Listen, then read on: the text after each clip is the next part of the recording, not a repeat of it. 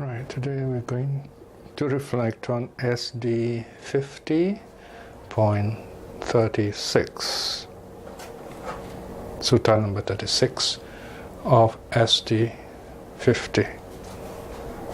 Manattadda Sutta, the discourse on pride stiff. Manattadda is a name of a person. Actually, it's a nickname. It means stiff with pride.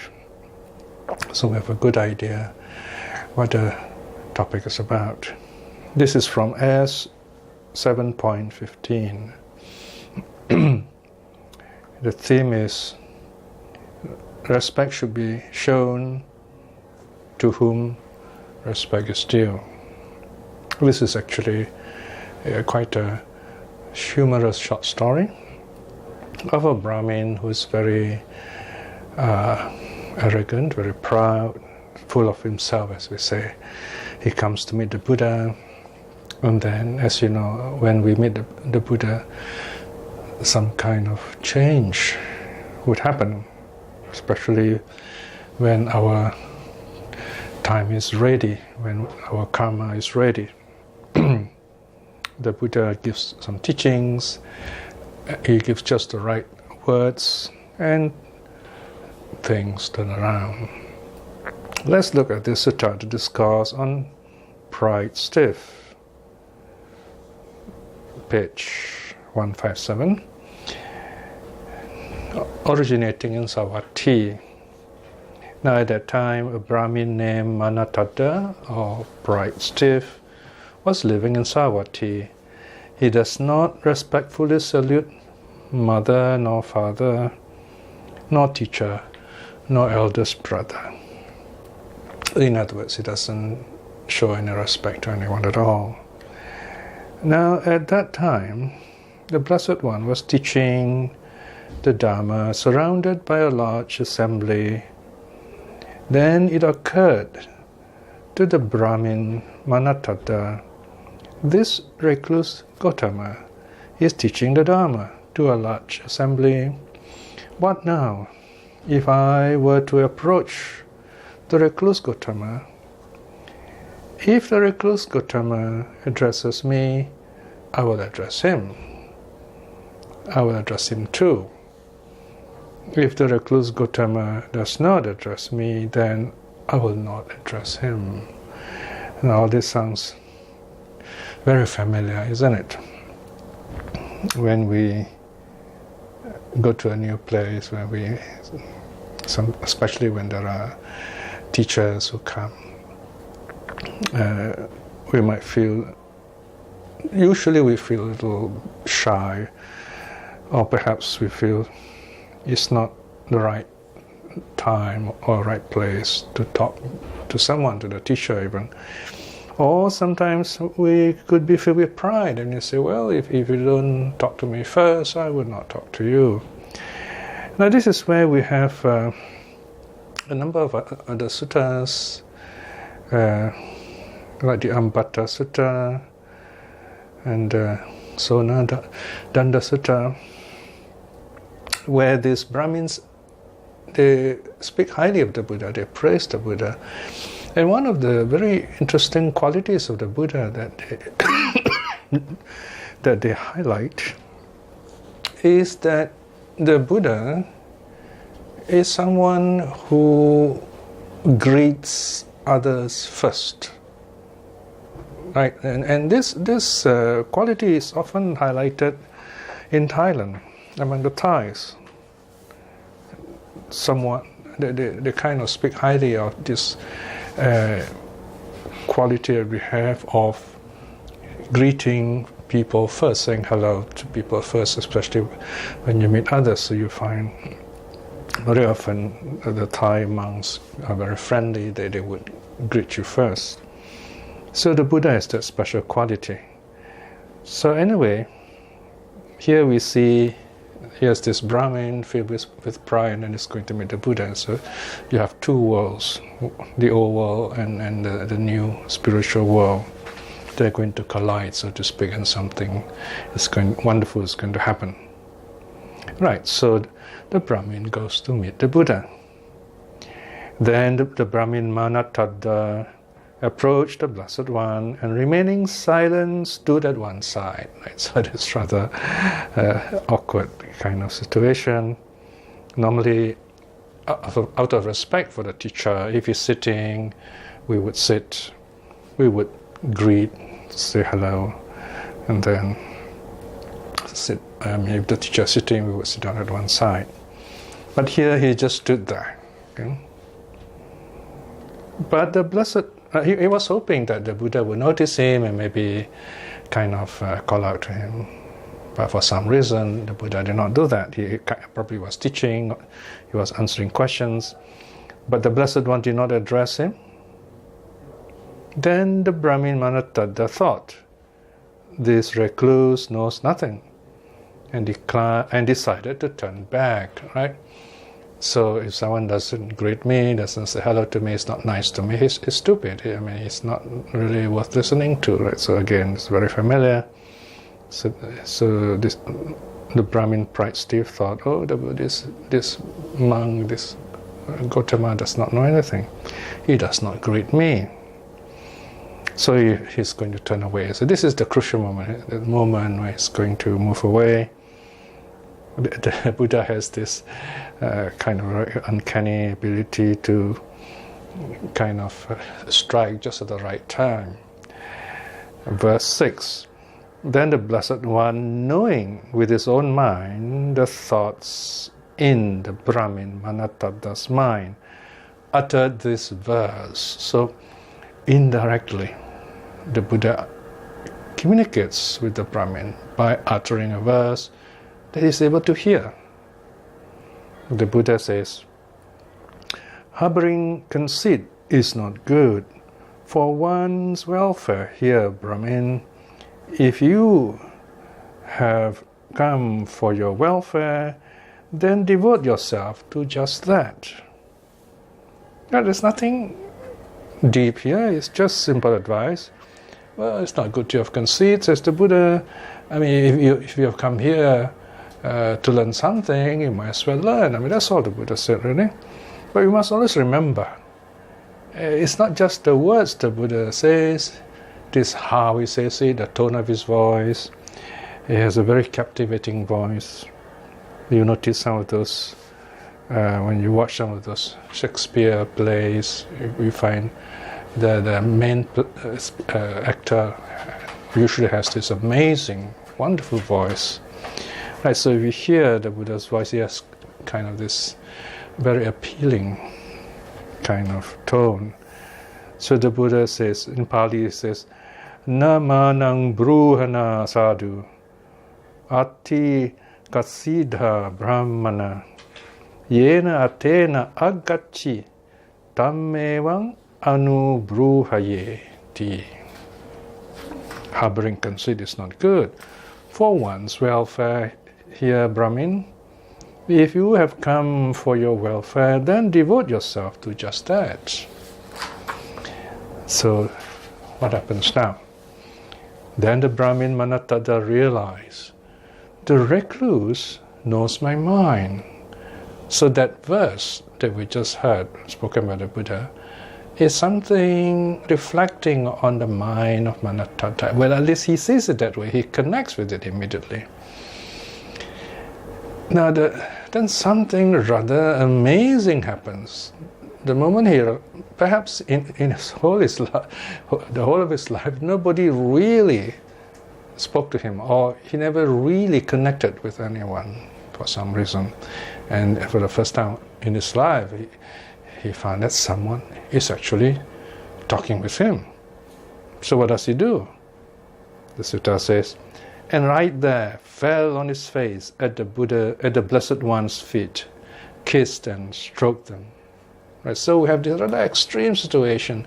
Someone is so proud, and suddenly when he realizes someone knows his mind, he just kind of falls over. And out of courtesy, this is where now it comes to courtesy, he announces his name. I am the Brahmin Manatada Master Gautama. I am the Brahmin Manatada Master Gautama. Now, there is an audience there watching this whole thing. You know? So the sutta records. Then the assembly was struck with wonder and said to one another, "How amazing, sirs, how wonderful, sirs. This Brahmin Manatada does not even respectfully salute father, nor mother, nor father, nor teacher, nor eldest brother. But he shows such supreme obeisance to the recluse Gautama." So you see all the three parties kind of connected here, the Buddha, the congregation, and this person is going to be changed, the Brahmin Manatada. Section 12. Then the Blessed One said to the Brahmin Manatada, okay, so he invites the Brahmin, says, "Enough, Brahmin, please get up. Sit on your own seat, as your mind is filled with faith in me." Say, okay, now that you're ready, your faith, come, sit down. Don't grovel on the ground. Then the Brahmin Manatada sat down on his own seat and addressed the Blessed One in verse. So he asked a question of the Buddha. Toward whom should one show conceit? Sorry, let me read that again. Toward whom should one not show conceit?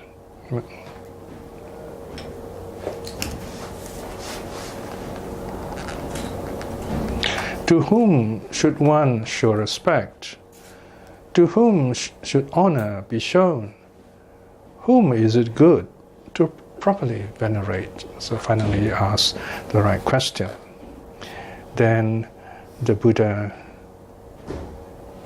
replies, "Father and mother too, and also one's eldest brother, a teacher is the fourth. One should show no conceit to them.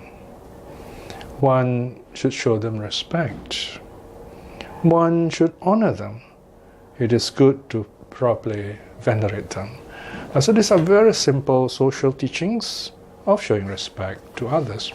Now notice first the Buddha says that we should not show conceit to elders, teachers, and so on. Here conceit means measuring, thinking I'm better than, or I'm inferior to, or I'm as good as this person. Kind of keeping an open mind, an open heart, so to speak, accepting people as they are. In simple terms, you can say this is the practice of loving kindness. And to respect someone means to accept that person as he is, to start there, to be curious, in other words, to want to know more, to learn, to befriend this person. Then the last verse, the arahats whose hearts are cool. The Pali here says, "Arahante siti bhute." It simply means arahats who have become cool. So here is a very interesting word, siti, become cool. It's like fire cooling down. So in other words, there's no more fire of greed, hate, delusion. Well, here I've added the word hearts. We can simply say arhats who are cool. Sounds quite modern here, the cool arhats. Whose work is done influx free, right? Their training is all finished, so now they're fully awakened. They don't need to work for any more awakening. And then they are free from influxes, all those things that cause them to suffer in this world. Who have overcome conceit, humble, the unsurpassed, one should honor them, right? So the last verse is reserved for those who are truly honorable and worthy of respect. That is the arahats, those who are awakened, the saints. The last verse reads, "Arahante siti bhute kata kiche anasave." Nihacca manang ataddo te namasse anuttareti. Right, so the Brahmin is very happy, and the concluding verse says he goes for refuge. When this was said, the Brahmin Manatada said to the Blessed One, "Wonderful Master Gautama, wonderful Master Gautama," just as if one were to place upright what had been overturned, or were to reveal what was hidden, or were to show the way to one who was lost, or were to hold up a lamp in the dark so that those with eyes could see forms. In the same way, Master Gautama has in numerous ways made the Dhamma clear. I go to Master Gautama for refuge, and to the Dhamma, and to the community of monks too. May Master Gautama remember me as a layman who has gone for refuge from this day forth for life. So here we see this response from the Brahmin Manatada. He's very happy, so he says, "I follow you now." Okay, so apparently this is a convention to show that I accept you as my teacher. It doesn't reflect any state that this Brahmin has attained, not stream winning or anything higher. But the important thing is he's kind of, at least he has changed his attitude. He's become more humble now. And once you see the kind of wonderful development, higher things will come sooner or later.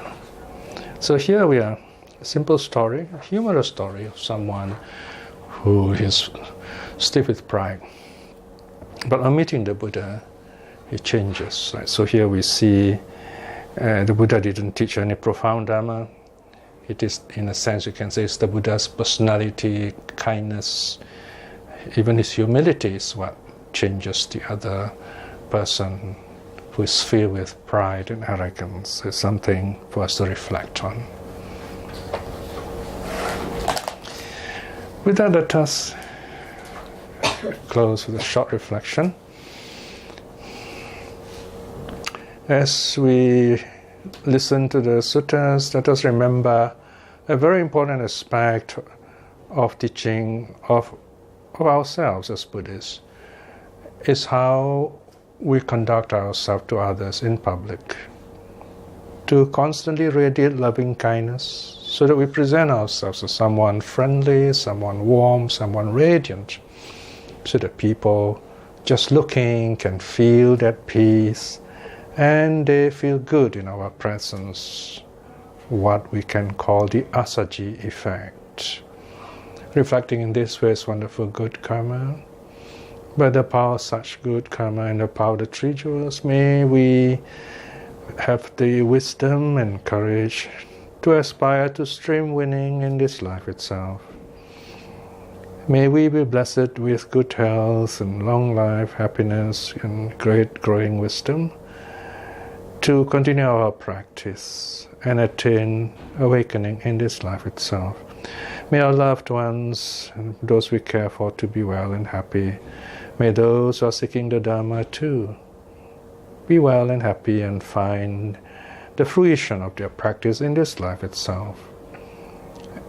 And may those who are lost or having difficulty with the Dhamma, may they see the true teaching and return to the true path and walk the path in this life itself. May all beings be well and happy. Sadhu, sadhu, sadhu.